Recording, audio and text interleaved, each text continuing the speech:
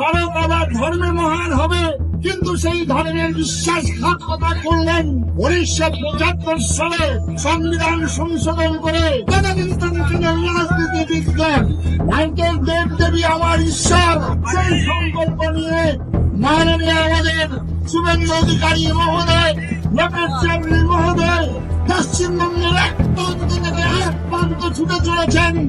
আজকে আমরা সাধু সন্ন্যাসী যারা ধর্মদেব মানি, ধর্মকে বিশ্বাস করি, আমরা আজকে মাঠে নেমেছি, আমরা আপনাদের সঙ্গে আছি।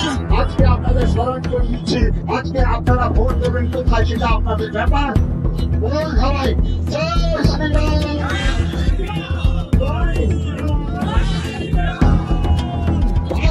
না থাকলে, হিন্দু সংখ্যাগরিষ্ঠ না থাকলে আমরা শব্দ গ্রহণ করতে না।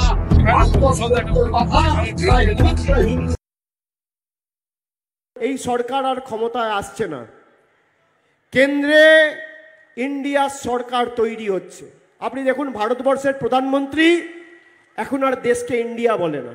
যবে থেকে বিরোধী জোটের নাম ইন্ডিয়া হয়েছে, উনি দেশের নামও পাল্টে দিতে চাইছেন। এই প্রধানমন্ত্রী পাল্টে দেওয়ার বদলে দেওয়ার রাজনীতিকে বিশ্বাস করে। উনি কখনো ট্রেনের স্টেশনের নাম পাল্টেছেন, কখনো শহরের নাম পাল্টেছেন, কখনো নোট পাল্টেছেন, কখনো দেশের নাম পাল্টাচ্ছেন।